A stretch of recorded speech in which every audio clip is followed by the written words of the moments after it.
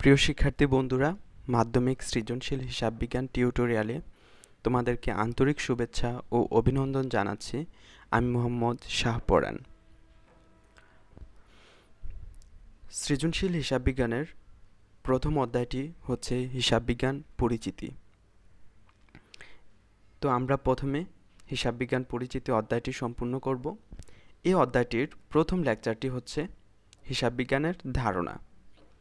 তো চলো আমরা প্রথমে জেনে নেই হিসাব বিজ্ঞানের ধারণা সম্পর্কে।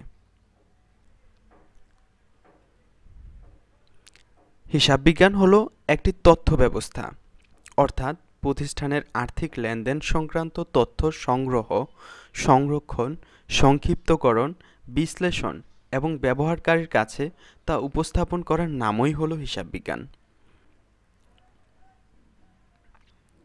হিসাব বিজ্ঞান এমন একটি বিষয় যা পাঠ করে কোনো ব্যক্তি বা প্রতিষ্ঠানের যাবতীয় আর্থিক কার্যাবলী যেমন আয়, ব্যয়, পণ্য ক্রয় বিক্রয়, সম্পদ ক্রয় বিক্রয়, দেনাদার থেকে আদায়, পাওনাদারকে পরিশোধ ইত্যাদি হিসাবের বইতে লিপিবদ্ধ করা যায় এবং নির্দিষ্ট সময় শেষে আর্থিক কার্যাবলীর ফলাফল জানা যায়।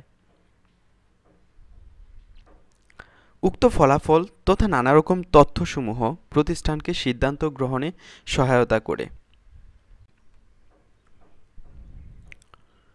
হিসাব বিজ্ঞানের জ্ঞান ব্যবহার করে হিসাবের বিভিন্ন বিবরণী ও প্রতিবেদন প্রস্তুত করা যায়, যার মাধ্যমে প্রতিষ্ঠানের বিভিন্ন বিষয় সম্পর্কে সুস্পষ্ট ধারণা অর্জন করা যায়।